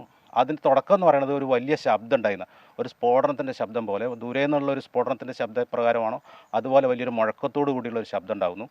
അതിനുശേഷമാണ് ചിലർ 2 തവണ ഉണ്ടായെന്ന് പറയുന്നു, ചിലർ 1 തവണ ഉണ്ടായിട്ടുള്ളൂ എന്ന് പറയുന്നു. അപ്പോഴാണ് വാതിൽ ഇടിക്കുന്ന പോലെ ഒരു അനുഭവം ഉണ്ടാകുന്നു. ചിലർ വാതിൽ തുറന്നിട്ട് ആരെങ്കിലും വന്നതാണോ എന്നറിയാൻ വേണ്ടി തുറന്നു നോക്കുന്നു, പക്ഷേ ആരുമില്ല. അങ്ങനെ പരസ്പരം സംസാരിച്ചപ്പോഴാണ് എന്തോ ഒരു ഭീഷണി നമുക്ക് മുമ്പിലുണ്ട് എന്താണെന്നറിയാതെ ആശങ്കപ്പെട്ടുകൊണ്ട് ആളുകൾ നിൽക്കുന്ന അനുഭവമാണ് അധികം ഇവിടെ ഉണ്ടായിട്ടുള്ളത്. അനുജ, ഇത്തരം അനുഭവങ്ങളാണ് പല വീടുകളിലും ഉണ്ടായിട്ടുള്ളത്. ഞാനിപ്പോൾ നിൽക്കുന്ന ഈ പ്രദേശത്തെ വിവിധ വീടുകളിൽ ഇത്തരം അനുഭവം ഉണ്ടായിട്ടുണ്ട്. വലിയ ഒരു ആശങ്കയും ഈ പ്രദേശവാസികൾക്കുണ്ട്. അല്പസമയം മുമ്പ് ഇവിടേക്ക് താമരശ്ശേരി തഹസിൽദാർ ഉൾപ്പെടെ എത്തിയിരുന്നു. അതുപോലെ തന്നെ ജിയോളജി വകുപ്പിലെ വിവിധ ഉദ്യോഗസ്ഥരും എത്തിക്കൊണ്ട് ഈ പ്രദേശവാസികളിൽ നിന്നെല്ലാം വിശദമായിട്ടുള്ള അവരുടെ വിവരങ്ങളെല്ലാം തന്നെ ശേഖരിച്ചിട്ടുണ്ട്. അത് ദുരന്ത നിവാരണ അതോറിറ്റിക്ക് കൈമാറും എന്നാണ് ഉദ്യോഗസ്ഥർ അറിയിച്ചിട്ടുള്ളത്. നിലവിൽ ഈ പ്രദേശത്തെ കോഴിക്കോട് ജില്ലയുടെ മലയോര മേഖലകളിലാണ് ഇന്നിപ്പോൾ പ്രകമ്പനമുണ്ടായത്. അതിൽ ജനങ്ങൾക്ക് അവിടെയും ഒരു ആശങ്കയുണ്ട്. അതിൻ്റെയൊക്കെ റിപ്പോർട്ടുകളും അടക്കം അധികൃതർക്ക് കൈമാറിയിട്ടുമുണ്ട് എന്നതാണ് സമീർ സി മുഹമ്മദ് നൽകിയ വിവരം. ഞാൻ അതിഥിയിലേക്ക് ഒരിക്കൽ കൂടി പോകുന്നു. പ്രൊഫസർ സുനിൽ, ഇപ്പോൾ ഇതിലെ ഈ ചേനപ്പാടിയിൽ നമുക്ക് ഓർമ്മയുണ്ട്, കഴിഞ്ഞ വർഷം ഏതാണ്ട് ജൂലൈയിലാണെന്നാണ് എൻ്റെ ഒരു ഓർമ്മ, ഇതുപോലെ തന്നെ അത് കോട്ടയം ജില്ലയിലുള്ളൊരു മലയോര മേഖലയാണ്. അവിടെ ഈ തരത്തിലേക്ക് ശബ്ദം കേട്ടു. ജനങ്ങൾക്കൊക്കെ പേടിയായി. അപ്പോൾ ആളുകൾ മാറി പോകേണ്ടതുണ്ടെങ്കിൽ, അങ്ങനെയൊക്കെയുള്ള കാര്യങ്ങൾ ചെയ്യേണ്ടതുണ്ടെങ്കിൽ അതൊക്കെ ചെയ്യാനുള്ള നിർദ്ദേശമൊക്കെ അധികൃതരുടെ ഭാഗത്തുനിന്ന് വന്നു. അപ്പോൾ ചേനപ്പാടി എന്നുള്ള മേഖല പിന്നീട് അതിനെക്കുറിച്ച് പുറത്തു വന്ന കാര്യങ്ങൾ ഏതാണ്ട് 1850കളിലൊക്കെ അവിടെ ഇത്തരത്തിലേക്കൊക്കെയുള്ളതൊരു ഭൂകമ്പം ഉണ്ടാകാൻ സാധ്യതയുള്ളൊരു മേഖലയാണ് എന്ന തരത്തിലേക്ക് വിവരങ്ങൾ ആ സമയത്തൊക്കെ അങ്ങനെ ഉള്ള റിപ്പോർട്ടുകളൊക്കെ ഉണ്ടായിരുന്നുവെന്നും 1950 ആയപ്പോഴേക്കും അത് അങ്ങനെ ചില പ്രകമ്പനങ്ങളൊക്കെ അനുഭവപ്പെടുന്ന മേഖലയായി അത് മാറി സ്ഥിരമായി അങ്ങനെയായി എന്നുമൊക്കെയാണ്. പിന്നീട് 2001 നമ്മൾ കേട്ടത് അതിനോട് തൊട്ടുകിടക്കുന്ന ഈരാറ്റുപേട്ടയിൽ വലിയൊരു ഭൂകമ്പം, ശക്തമായ ഭൂകമ്പം തന്നെ ഉണ്ടായി എന്നതുമാണ്. അപ്പോൾ ഇത് ഒരുപക്ഷെ ഭാവിയിലേക്ക് അല്ലെങ്കിൽ വർഷങ്ങൾ കഴിയുമ്പോഴൊക്കെ വരാനിരിക്കുന്നതിൻ്റെ സൂചനയായൊക്കെ ഇതിനെ എടുക്കാമോ? ഇങ്ങനെയുള്ള തരത്തിലുള്ള പഠനങ്ങൾ കൂടി താങ്കളെ പോലെയൊക്കെയുള്ളവർ മുൻകൈ എടുത്തൊക്കെ നടത്തേണ്ടതല്ലേ? ഈ ഗ്രൗണ്ട് സ്റ്റഡി എന്നുള്ളതും വളരെ അനിവാര്യമല്ലേ പ്രൊഫസർ സുനിൽ?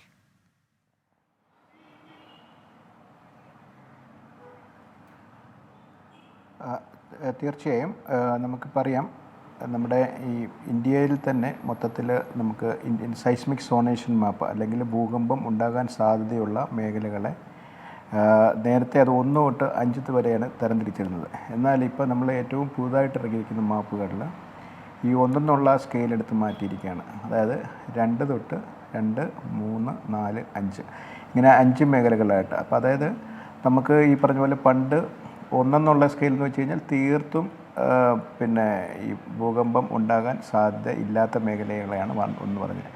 എന്നാലിപ്പം ഈ അടിക്കടി വന്നിരിക്കുന്ന ഉണ്ടായിക്കൊണ്ടിരിക്കുന്ന ഇതുകൊണ്ട് ഭൂചലനങ്ങൾ, അതുപോലെ തന്നെ അത് ഞാൻ പറഞ്ഞ പോലെ ഹിമാലയം തൊട്ട് തുടങ്ങി ഇങ്ങ് സൗത്തിലേക്ക് നമ്മുടെ കേരളം വരെയുള്ള മേഖല നോക്കിക്കഴിഞ്ഞ് കഴിഞ്ഞാൽ ആ 1 എന്നുള്ള സ്കെയിൽ ഇപ്പോൾ എടുത്ത് മാറ്റി. ഇപ്പം ഈ സൈസ്മിക് സോണേഷൻ റിവൈസ്ഡ് മാപ്പ് നോക്കിക്കഴിഞ്ഞാൽ 2, 3, 4, 5 അതിൻ്റെ അർത്ഥവും തന്നെ ഓൾമോസ്റ്റ് എല്ലാ മേഖലകളിലും ഈ ഭൂകമ്പം ഉണ്ടാകാനുള്ള സാധ്യതയുള്ള മേഖലകളാണ്. ഇപ്പം നമ്മുടെ കേരളം വരുന്നത് അതിൽ താഴെ നോക്കിക്കഴിഞ്ഞാൽ 3ാമത്തെ സ്കെയിലാണ്. അതായത് 2 അല്ല, ഏറ്റവും പിന്നെ 2 തന്നെ സാധ്യത ചെറുതായിട്ടുണ്ട്. അതിൽ കുറച്ചും കൂടെ മുകളിലേക്കുള്ള സാധ്യതയുള്ള മേഖലയാണ് കേരളം വരുന്നത് 3-ൽ. പിന്നുള്ളത് 4 എന്ന് പറയുന്നത് ഡൽഹിയൊക്കെ ഉൾപ്പെട്ട ഡൽഹി, അതുപോലെ തന്നെ സെൻട്രൽ ഇന്ത്യൻ ടെക്ടോണിക് സോൺ എന്ന് പറയും. നമ്മുടെ ഗുജറാത്ത് തൊട്ട് അങ്ങോട്ട് ക്രോസ് ആയിട്ട് ഒരു സെൻട്രൽ ഇന്ത്യൻ പാർട്ട് വരും. അതേപോലെ തന്നെ 5 എന്ന് പറയുന്നത് ഞാൻ മുമ്പേ പറഞ്ഞ പോലെ ഹിമാലയം, നോർത്ത് ഈസ്റ്റ് ഇന്ത്യ, അതേപോലെ തന്നെ കച്ച് ഉൾപ്പെട്ട മേഖലകൾ. അപ്പം നമുക്ക് ഇതിൽ നിന്ന് തന്നെ മനസ്സിലാക്കുന്നത് നമുക്കിപ്പം ടെക്നോളജി, സാങ്കേതിക വിദ്യ വളർന്നു, ഇൻസ്ട്രുമെൻറ്റിൻ്റെ അല്ലെങ്കിൽ അത് മെഷർ ചെയ്യാനുള്ള ഇൻസ്ട്രുമെൻറ്റ്സിൻ്റെ പിന്നെ നെറ്റ്വർക്കിംഗ് കൂടുതലായി കഴിഞ്ഞു. അതേപോലെ തന്നെ ഈ പറഞ്ഞ പോലെ ഗ്രൗണ്ട് ഒബ്സർവേഷൻസ് കൂടുതലായി കഴിഞ്ഞു.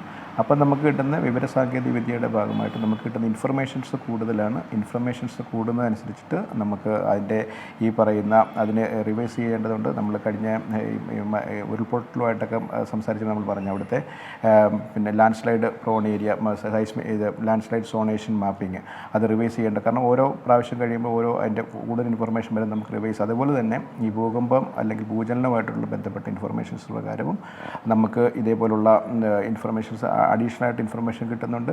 അതുപോലെ ഡേറ്റ കിട്ടുന്നുണ്ട്. അതിനനുസരിച്ച് റിവൈസ് ചെയ്യുന്നുണ്ട്. നമ്മൾ കേരളവും അങ്ങനെ പറയുമ്പോൾ നമുക്ക് ഈ പറഞ്ഞ പോലെ പിന്നെ ഇത് ആദ്യം ഇടുക്കി ഡാമോ അതുപോലെ തന്നെ കൊയിന ഡാമൊക്കെ പണിയുന്ന സമയത്ത് ഇവിടെ അന്നത്തെ ആൾക്കാർ കരുതുന്നത് ഇതെല്ലാം വളരെ സ്റ്റേബിളായിട്ടുള്ള ഏരിയകളാണ്. നമുക്കിവിടെ ഡാമോ അല്ലെങ്കിൽ ഇതേപോലുള്ള കൺസ്ട്രക്ട് ചെയ്യാൻ ഒരു കുഴപ്പമില്ലാത്ത മേഖലയാണ്. കാരണം അന്നത്തെ ഉള്ള പ്രശ്നം എന്ന് വെച്ച് കഴിഞ്ഞാൽ അന്ന് നമുക്ക് അതിനുള്ള ഇൻസ്ട്രുമെൻറ്റ്സ് അല്ലെങ്കിൽ ഡേറ്റ കളക്ട് ചെയ്യാനുള്ള സംവിധാനങ്ങൾ കുറവായിരുന്നു. എന്നാൽ ഇപ്പം നമുക്ക് അത് കഴിയുമ്പോൾ നമ്മൾ അന്നും പക്ഷേ ഇതുപോലെ ഇതിന് ശേഷമാണ് കൂടുതൽ എർത്ത് അങ്ങനെ ഈ ഡാം കൺസ്ട്രക്ഷനുമായിട്ട് ബന്ധപ്പെട്ട് വന്നിട്ടുണ്ട്. അതേപോലെ തന്നെ ഇപ്പം നമുക്കെന്ന് വെച്ചാൽ ഇൻഫർമേഷൻസ് കൂടുന്നുണ്ട്. ഇപ്പോൾ ചെറിയ രീതിയിലുള്ള ചെറിയ പ്രകമ്പനങ്ങൾ ഉണ്ടായാലും നമുക്ക് മെഷർ ചെയ്യാൻ പറ്റുന്നുണ്ട്. പക്ഷേ എങ്കിൽ ഇപ്പം ചോദിക്കും എന്തുകൊണ്ട് ഇത് മെഷർ ചെയ്ത് ഇതും പക്ഷേ അതിൽ രേഖപ്പെടുത്തുക അവർ മിനിമം ഒരു കട്ട് ഓഫ് വെച്ചിരിക്കും. ചിലപ്പോൾ 2 അതിന് മുകളിലുള്ള റെക്കോർഡ് ചെയ്യാനുള്ള സാധ്യതയായിരിക്കും അതിനകത്ത് വെച്ചിരിക്കുന്നത്. കാരണം അതിന് താഴെ വരുന്ന പ്രകമ്പനങ്ങൾ വളരെ ഫേബിളായിട്ടുള്ളതാണ്, നമുക്ക് പേടിക്കേണ്ട. പക്ഷേ എങ്കിൽ പോലും കാരണം നമ്മളതിനെ എക്സ്പീരിയൻസ് ചെയ്യുന്നു. നമ്മുടെ വീട്ടിലിരിക്കുമ്പോൾ നമ്മളതിൻ്റെ സൗണ്ട് കേൾക്കുന്നു, അതുപോലെ തന്നെ വൈബ്രേറ്റ് ചെയ്യുന്നു. അതിനുശേഷം നമ്മൾ അപ്പം സ്വാഭാവികമായിട്ടും ജനങ്ങൾക്ക് അതിൻ്റെ ഒരു ഭീതിയുണ്ട്. അതിൻ്റെ കൂടാതെ നമ്മളിപ്പോൾ കേരളത്തെ സംബന്ധിച്ച് പറയുമ്പോൾ നമുക്ക് അടിക്കടി ഇതേപോലുള്ള പ്രകൃതി ദുരന്തങ്ങൾ വരുന്നുണ്ട്. അതിനുശേഷം മഴയായിട്ട് ബന്ധപ്പെട്ടാണെങ്കിലും ഇതുപോലെയുള്ള വരുമ്പോൾ നമുക്ക് എന്തായാലും അതിൽ ആശങ്ക തന്നെ ഉണ്ട്. അതിൻ്റെ ഭാഗമായിട്ട് ഇപ്പം പിന്നെ ഇതിൻ്റെ ഒബ്സർവേഷൻസ് വർദ്ധിപ്പിക്കേണ്ട സാധ്യത കൂടുതലാണ്. അത് ഈ പറഞ്ഞ പോലെ നമ്മുടെ ഇവിടുത്തെ നാഷണൽ ഏജൻസി ആണെങ്കിലും ഇവിടുത്തെ നമ്മുടെ ഗ്രൗണ്ട് പിന്നെ ഇൻസ്റ്റിറ്റ്യൂട്ടുകൾ അതുപോലെ യൂണിവേഴ്സിറ്റി ഇപ്പം ഞങ്ങളുടെ കൊച്ചിൻ യൂണിവേഴ്സിറ്റി തന്നെ നോക്കിക്കഴിഞ്ഞാൽ ഞങ്ങളിപ്പോൾ ഒരു കിഫ്ബിയുടെ ഭാഗമായിട്ട് ഞങ്ങൾക്കൊരു 6 സൈസ്മോമീറ്റേഴ്സ് വരുന്നുണ്ട്. അതിൻ്റെ ടെൻഡറിങ് എല്ലാം കഴിഞ്ഞു. പിന്നെ അതിൻ്റെ ലൊക്കേഷൻസ് സെലക്ട് ചെയ്ത് ഇൻസ്റ്റാൾ ചെയ്യേണ്ട ഒരു ലാസ്റ്റ് സ്റ്റേജിലേക്ക് വന്നിരിക്കുന്നതാണ്. അതേപോലെ തന്നെ national centre for science studies NSS Trivandrum അവരും ഇതേപോലുള്ള നെറ്റ്വർക്കിൽ പിന്നെ കൂട്ടാനുള്ള അവർ ഇനിഷ്യേറ്റ് ചെയ്ത് കഴിഞ്ഞിട്ടുണ്ട്. അപ്പം അത്തരം നടക്കുന്നുണ്ട്. അപ്പം അതിൻ്റെ കൂടാതെ നമ്മൾക്കിപ്പോൾ ഒരു ആധികാരികമായിട്ട് ഇത്ര ഒരു എർത്ത് വന്നു കഴിഞ്ഞാൽ പറയേണ്ട ഒരു ഏജൻസി എന്നുള്ള നിലയ്ക്കാണ് നാഷണൽ സെൻറ്റർ ഫോർ സൈസ്മോളജി അവർ കൃത്യമായിട്ട് പറഞ്ഞിരിക്കുന്നത്. അവരുടെ നെറ്റ്വർക്കും വളരെ കൂടുതലായിട്ട് ഞാൻ പറഞ്ഞ പോലെ തന്നെ കേരളത്തിൽ തന്നെ ഓൾമോസ്റ്റ് 4 സൈസ്മോമീറ്റേഴ്സ് ഉണ്ട്. ഒന്ന് മംഗലാപുരത്ത് അടുത്തും അതേപോലെ തന്നെ ഇങ്ങോട്ടേക്ക് വരുന്നുണ്ട്. അതിന് കൂട്ടേണ്ടത് അത്യാവശ്യമാണ്. കാരണം നമ്മൾ വീണ്ടും ഇതേപോലുള്ള പ്രകൃതി ദുരന്തങ്ങൾ നേരിടുമ്പോൾ അതിൽ കൂടുതൽ ഇൻഫർമേഷൻസ് ആഡ് ചെയ്തുകൊണ്ട് അത്തരത്തിലുള്ള ഗ്രൗണ്ട് സ്റ്റഡിയും അനിവാര്യമാണ്. ഇത്തരം പ്രതിഭാസങ്ങളൊക്കെ ഇനിയിപ്പോൾ ആവർത്തിക്കുമോ എന്നൊക്കെയുള്ളത്. കാരണം നമ്മുടെ കാലാവസ്ഥയും മാറുകയാണ്. അപ്പോൾ അതുകൊണ്ട് തന്നെ ഇതിൽ കൂടുതൽ പഠനങ്ങൾ അതൊക്കെ ജനങ്ങൾക്ക് ഇതിൽ കൃത്യമായ വിവരങ്ങൾ നൽകേണ്ടത് ഇതെല്ലാം അനിവാര്യമാണ് എന്നത് കൂടിയാണ് താങ്കളും വ്യക്തമാക്കുന്നത്. ഞാൻ വീണ്ടും ഒരു ഇടവേള എടുക്കുന്നു. ഇടവേളയ്ക്ക് ശേഷം തിരികെ എത്താം. ഇപ്പോൾ കേന്ദ്ര സംഘം ഈ മേഖലയിലേക്ക് എത്തിയിട്ടുണ്ട്. അവരുടെ സന്ദർശനം എങ്ങനെയാണ്, അവരുടെ ചർച്ചകൾ ഏത് തരത്തിൽ പുരോഗമിക്കുന്നു എന്നൊക്കെ നമുക്കറിയേണ്ടതുണ്ട്. അതിനു മുൻപായി ഇന്ന് കളക്ടറുടെ ഭാഗത്തു നിന്നൊരു പ്രതികരണം വന്നത് ഈ ശബ്ദം കേൾക്കുന്നതുമായി ബന്ധപ്പെട്ട് നിലവിൽ പരിഭ്രാന്തരാകേണ്ട സാഹചര്യമില്ല എന്നാണ് മേഘശ്രീ പറഞ്ഞത്. അസ്വാഭാവികത തോന്നിയാൽ ഉടൻ തന്നെ പ്രദേശത്തുള്ളവരെ മാറ്റിപ്പാർപ്പിക്കുന്നതിലേക്ക് കടക്കും എന്ന് കളക്ടർ വ്യക്തമാക്കി. ഇപ്പോൾ ഒരു പാനിക് സിറ്റുവേഷൻ ക്രിയേറ്റ് ചെയ്യേണ്ട. നമ്മൾ എന്തെങ്കിലും അങ്ങനെ ഉണ്ടെങ്കിൽ ഇമ്മീഡിയറ്റ് ആയിട്ട് ഡയറക്ഷൻസ് കൊടുക്കും. ഇപ്പം നിലവിലെ ഒരാഴ്ച മുമ്പേ അല്ലേ നമുക്ക് ഇതൊക്കെ എല്ലാം സംഭവിച്ചത്. സോ സ്വാഭാവികമായിട്ട് എല്ലാവർക്കും ആ പേടി ഉണ്ടാവും, അത് നമുക്ക് മനസ്സിലാവുന്നുണ്ട്. പക്ഷേ എന്തായാലും ഒരു എക്സ്പെർട്ട് ടീം ഇവിടെ ഉണ്ട്. Okay, they are all looking into those things. അങ്ങനെ എന്തെങ്കിലും ഉണ്ടെങ്കിൽ ഇമ്മീഡിയറ്റ് ആയിട്ട് നമ്മൾ ഇവാക്യുവേഷൻ ചെയ്യും. ഒരു പാനിക് ആവണ ആവശ്യമില്ല. കേന്ദ്ര സംഘത്തിന്റെ സന്ദർശനവുമായി ബന്ധപ്പെട്ടുള്ള വിവരങ്ങളിലേക്കാണ് ഇനി നമ്മൾ പോകുന്നത്. വിപിൻ സി വിജയൻ അതിന്റെ വിവരങ്ങളുമായി. വിപിൻ, ഇപ്പോൾ ഈ ഉരുൾപൊട്ടൽ ഉണ്ടായ മേഖലയിൽ അതെന്താണ് അവിടുത്തെ സ്ഥിതിഗതികൾ എന്നത് പഠിക്കുന്നതിന് കൂടി തന്നെയാണ് കേന്ദ്ര സംഘം ഇങ്ങോട്ടേക്ക് എത്തിയത്. കേന്ദ്ര ആഭ്യന്തര ജോയിന്റ് സെക്രട്ടറിയുടെ നേതൃത്വത്തിലുള്ള സംഘം, അതിൽ വിവിധ വിഭാഗങ്ങൾ, വിവിധ വകുപ്പുകൾ, അവരുടെയൊക്കെ വിദഗ്ധരുണ്ടായിരുന്നു. ജിയോളജിക്കൽ സർവേ ഓഫ് ഇന്ത്യയുടേത് ഉൾപ്പെടെയുള്ളവരുടെ വിദഗ്ധർ അവിടെ നിന്ന് നമ്മളുടെ ഇവിടുത്തെ ദുരന്ത നിവാരണ അതോറിറ്റി മെമ്പർ സെക്രട്ടറി ഉൾപ്പെടെയുള്ളവർ ഈ സംഘത്തെ അനുഗമിക്കുന്നതും. അപ്പോൾ ഏത് തരത്തിലേക്കാണ് ഇവരുടെ ഇന്നത്തെ സന്ദർശനം നടന്നത്? അവർ മടങ്ങിയോ?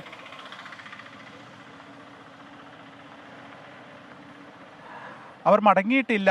നാളെ പ്രധാനമന്ത്രിക്ക് ഈ റിപ്പോർട്ട് കൈമാറും. അപ്പോൾ നാളെ ഇതുമായി ബന്ധപ്പെട്ട ഒരു സുപ്രധാന തീരുമാനമുണ്ടാകും എന്നുള്ളത് തന്നെയാണ് കേരളം പ്രതീക്ഷിക്കുന്നത്. നമ്മൾ ഇന്നിപ്പോൾ ഈ കേന്ദ്ര സംഘത്തിൻ്റെ മുൻപിൽ കേരളം വെച്ചിരിക്കുന്ന പ്രധാനപ്പെട്ട ആവശ്യം ഇത് ഒരു തീവ്ര ദുരന്തമായി പ്രഖ്യാപിക്കണം എന്നുള്ളതാണ്. L3 കാറ്റഗറിയിൽപ്പെട്ട ഒരു ദുരന്തമായി പ്രഖ്യാപിക്കണം എന്നുള്ള ആവശ്യമാണ് പ്രധാനമായും ഇന്ന് ഈ കേന്ദ്ര സംഘത്തിനോട് കലക്ട്രേറ്റിൽ നടന്ന ചർച്ചയിൽ ആവശ്യപ്പെട്ടിരിക്കുന്നത്. ഒപ്പം തന്നെ 2000 കോടി രൂപയുടെ ഒരു പുനർനിർമ്മാണത്തിന് അത്രയും തുക ആവശ്യമാണ് എന്നുള്ളതും 1200 കോടിയുടെ പ്രാഥമികമായിട്ടുള്ള നഷ്ടം തന്നെ ഇപ്പോൾ ഈ ചൂരൽമലയിലും മുണ്ടക്കയിലുമായിട്ട് സംഭവിച്ചിട്ടുണ്ട് എന്നുള്ളതും അവരെ അറിയിച്ചിട്ടുണ്ട്. ഒപ്പം ഈ ചർച്ച നടക്കുന്ന സമയത്ത് തന്നെയാണ് ഇത്തരത്തിലുള്ള പ്രകമ്പനത്തിൻ്റെ വാർത്ത കൂടി വരുന്നത്. അപ്പോൾ അതിൻ്റെ ഒരു ഗൗരവം, വയനാടിനെ സംബന്ധിച്ച് അതിൻ്റെ ഒരു ഗൗരവം, ഇത്രയും ഒരു ഉരുൾപൊട്ടൽ ഉണ്ടായ ഒരു സാഹചര്യമൊക്കെ അവർക്ക് കൂടുതൽ ബോധ്യപ്പെടുത്താനും അതിൻ്റെ ഒരു ഗൗരവം പറഞ്ഞു മനസ്സിലാക്കാനും സാധിച്ചു എന്നുള്ളത് കൂടിയുണ്ട്. അതെല്ലാം തന്നെ കണക്കിലാക്കി അതുമായി ബന്ധപ്പെട്ടൊരു കൃത്യമായൊരു പാക്കേജ് കേരളത്തിന് ഉണ്ടാകും എന്നുള്ളതാണ് പ്രതീക്ഷിക്കുന്നത്.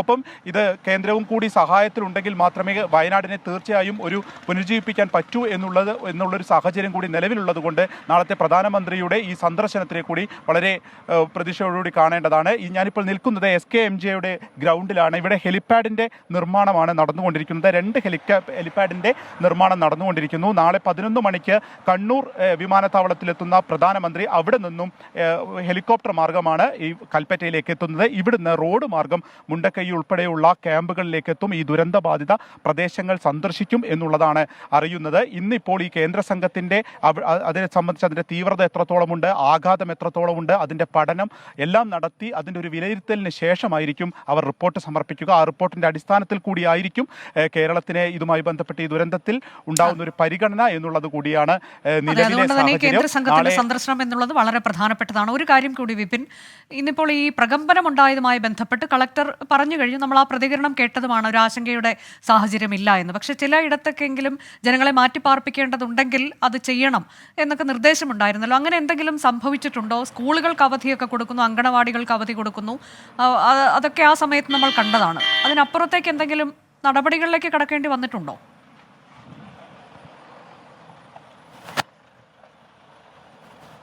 അനുജ, നിലവിലെ ഒരു സ്ഥിതിയിൽ ഈ ആളുകൾക്കുള്ള ആശങ്കയ്ക്ക് തന്നെയാണ് പ്രഥമ പരിഗണന നൽകുന്നത്. ജില്ലാ ഭരണകൂടവും അത്തരത്തിലാണ്. കാരണം ഇത് ഒരു ഭൂചലനമല്ല എന്നുള്ള വിവരങ്ങളെല്ലാം തന്നെ പുറത്തു വരുന്നു. ഇവർ സംസാരിക്കുമ്പോഴും അത്ര പരിഭ്രാന്തരാകേണ്ടതില്ല എന്ന് പറയുമ്പോഴും ആളുകൾക്ക് അത്തരത്തിലൊരു ആശങ്കയുണ്ടെങ്കിൽ അവരെ മാറ്റി പാർപ്പിക്കുക, അതിനുള്ള സൗകര്യം ഒരുക്കുക എന്നുള്ള ഒരു തീരുമാനമാണ് എടുത്തിരിക്കുന്നത്. ഇതുമായി ബന്ധപ്പെട്ടുകൊണ്ടാണ് അമ്പലവയൽ സ്കൂളിലും അതുപോലെ തന്നെ മറ്റ് പൊഴുതനെ അടക്കമുള്ള സ്ഥലങ്ങളിലും മാറ്റിപ്പാർപ്പിക്കുന്നതിനുള്ള ക്യാമ്പുകൾ കണ്ടെത്തുകയും അവിടേക്ക് മാറേണ്ടവർക്ക് മാറാം എന്നുള്ള അറിയിപ്പ് നൽകുകയും ചെയ്തിട്ടുള്ളത്. കാരണം ഇങ്ങനെ അസ്വാഭാവികമായിട്ടുള്ള ശബ്ദങ്ങൾ കേൾക്കുന്നു, പ്രകമ്പനം ഉണ്ടായ ഒരു സാഹചര്യത്തിൽ ഈ മുണ്ടക്കൈയും അതുപോലെ തന്നെ ചൂരൽമലയും നമ്മുടെ മുന്നിൽ നിൽക്കുന്ന ഒരു അവസരത്തിൽ കൂടി അതിൻ്റെ ഒരു പേടി ജനങ്ങളെ സംബന്ധിച്ചുണ്ട്, ആശങ്കയുണ്ട്. അതുകൊണ്ട് അങ്ങനെയുള്ളവർക്ക് മാറാം എന്നുള്ളത് കൂടി ജില്ലാ ഭരണകൂടം പറയുന്നുണ്ട്. ശരി, അതാണ് ജില്ലാ ഭരണകൂടത്തിന്റെ നിലപാട്.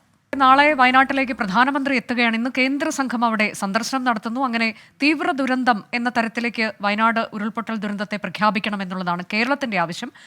ദുരന്തത്തിൽ കേന്ദ്രം സഹായം നൽകണമെന്ന് പ്രതിപക്ഷ നേതാവ് വി ഡി സതീശൻ പറഞ്ഞു. പ്രതിപക്ഷം സർക്കാരുമായി സഹകരിച്ച് പ്രവർത്തിക്കുമെന്നും വി ഡി സതീശൻ വ്യക്തമാക്കി. ദീപക് ധർമ്മടം തയ്യാറാക്കിയ റിപ്പോർട്ട്. നാളെ പ്രധാനമന്ത്രി വരികയാണ്. പക്ഷേ ഇപ്പോഴും ദേശീയ ദുരന്തമായി L3 പ്രഖ്യാപിച്ചിട്ടില്ല.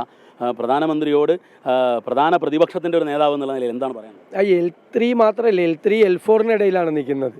അപ്പോൾ ഒരു നാഷണൽ ഡിസാസ്റ്റർ ആയിട്ട് പ്രഖ്യാപിക്കാനുള്ള പ്രൊവിഷൻ ഇപ്പോൾ ഇല്ല. പക്ഷേ L3 L4 ആയിട്ട് ചെയ്തു കഴിഞ്ഞാൽ സ്പെഷ്യൽ ഫിനാൻഷ്യൽ അസിസ്റ്റൻസ് അതാണ് നൽകേണ്ടത്. അത് റീഹാബിലിറ്റേഷന് വേണ്ടിയിട്ട് സ്റ്റേറ്റ് ഗവൺമെൻറ്റും മറ്റ് ഏജൻസികളും നിൽക്കുമ്പോൾ അവരെ സഹായിക്കാൻ വേണ്ടിയുള്ള പണം വേണം. മാത്രമല്ല, ഇപ്പോൾ വിക്റ്റിമായിട്ടുള്ള ഇരകളായിട്ടുള്ള ആളുകളെ മാത്രമാണ് നമ്മളിപ്പോൾ റീഹാബിലിറ്റേറ്റ് ചെയ്യണത് ഫസ്റ്റ് ഫേസിൽ. സെക്കൻഡ് ഫേസിൽ ഈ അപകട മേഖലയിൽ നിൽക്കുന്ന മുഴുവൻ ആളുകളെ റീലൊക്കേറ്റ് ചെയ്യണം. റീലൊക്കേറ്റ് ചെയ്ത് അവരെ വേറെ സ്ഥലത്തേക്ക് സുരക്ഷിതമായി മാറ്റി പാർപ്പിക്കണം. അപ്പോൾ 2 ഫേസിലായി വളരെ വിപുലമായ തരത്തിലുള്ളൊരു പുനരധിവാസ പ്രക്രിയയുണ്ട്. അപ്പോൾ അത് നമ്മളെ കൊണ്ട് മാത്രം താങ്ങുന്ന കാര്യമല്ല, അവർ സഹായിക്കണം. പ്രതിപക്ഷവും സർക്കാരും ഒരുമിച്ച് നീങ്ങുന്ന ഒരു സാഹചര്യമാണ് നമ്മൾ കാണുന്നത്. കേരളത്തിൻ്റെ യഥാർത്ഥത്തിലുള്ള ഒരു ഐക്യം കാണുകയാണ്. ഉറപ്പായിട്ട് ചെയ്യും. നമ്മൾ ഇത്രയും ദുരന്തമുഖത്ത് നമ്മുടെ മുമ്പിൽ കാണുന്നത് ആരാണ്? നമ്മുടെ മുമ്പിൽ കാണുന്നത് രാഷ്ട്രീയ ശത്രുക്കളെ ഒന്നുമല്ല, ഈ ദുരന്തം അനുഭവിക്കുന്ന പാവങ്ങളെയാണ്. ഇനി കേരളത്തിൽ ഇത്തരം ഒരു ദുരന്തം ഉണ്ടാകാൻ പാടില്ല എന്നുള്ള നമ്മുടെ ദൃഢനിശ്ചയമാണ്. അപ്പോൾ എന്തെല്ലാം രീതിയിൽ ഗവൺമെൻറ്റിന് പിന്തുണ കൊടുക്കാൻ പറ്റുമോ ആ രീതിയിലെല്ലാം ഗവൺമെൻറ്റിന് പിന്തുണ കൊടുക്കും. നമ്മളെല്ലാവരും ഒരുമിച്ചാണ് ചെയ്യുന്നത് എന്നുള്ളത് കൂടുതൽ നല്ല കാര്യങ്ങൾ ചെയ്യാൻ നമുക്കൊരു ഇതാവും. കോംപ്രഹെൻസീവ് ആയിട്ടുള്ള ഒരു പ്ലാൻ ഞങ്ങളും കൂടി അത് തയ്യാറാക്കുന്നുണ്ട്. ഞങ്ങൾ ഗവൺമെൻറ്റിനെ അക്കാര്യത്തിൽ ഞങ്ങളും കൂടി നിർദ്ദേശങ്ങൾ നൽകി സഹായിക്കും. ഇന്ന് കേരളത്തിൽ 5 ജില്ലകളിലാണ് ഭൂമിക്കടിയിൽ നിന്ന് അസാധാരണമായ ശബ്ദം ഉണ്ടായത്. അത് ഉഗ്രസ്ഫോടനത്തിന്റെ ശബ്ദം എന്ന തരത്തിലേക്കൊക്കെയാണ് വിവിധയിടങ്ങളിൽ നിന്ന് ജനങ്ങൾ സ്ഥിരീകരിച്ചത്. പക്ഷേ ഈ പ്രകമ്പനം അത് ഭൂകമ്പമല്ല, ഭൂകമ്പത്തിന്റെ സൂചന പോലുമല്ല എന്ന് വിദഗ്ധർ പറയുമ്പോൾ ഒരു ആശങ്കയുടെ സാഹചര്യം ഇല്ല. എന്തെങ്കിലും തരത്തിൽ ആശങ്കയുണ്ടെങ്കിൽ അതിൽ എല്ലാ മുൻകരുതൽ നടപടികളും സ്വീകരിച്ചിട്ടുണ്ട്. മാറ്റിപ്പാർപ്പിക്കേണ്ടവരെ അതിനൊക്കെ മാറ്റിപ്പാർപ്പിക്കാനൊക്കെ സജ്ജമാണ് എന്ന തരത്തിലേക്കൊക്കെ വയനാട് കളക്ടർ അറിയിക്കുകയും ചെയ്തിട്ടുണ്ട്. അതുകൊണ്ട് ഒരു ആശങ്കയുടെ സാഹചര്യം നിലവിലില്ല എന്ന് വിദഗ്ധർ സ്ഥിരീകരിച്ചു. ഈ വിഷയമാണ് ഇന്ന് ന്യൂസ് ഈവനിംഗ് വിശദമായി പരിശോധിച്ചത്. ന്യൂസ് ഈവനിംഗ് അവസാനിക്കുന്നു. ഇനിയിപ്പോൾ കിട്ടിയതുമായി ടി കെ റിജിത്തും സോന ജെറിയും.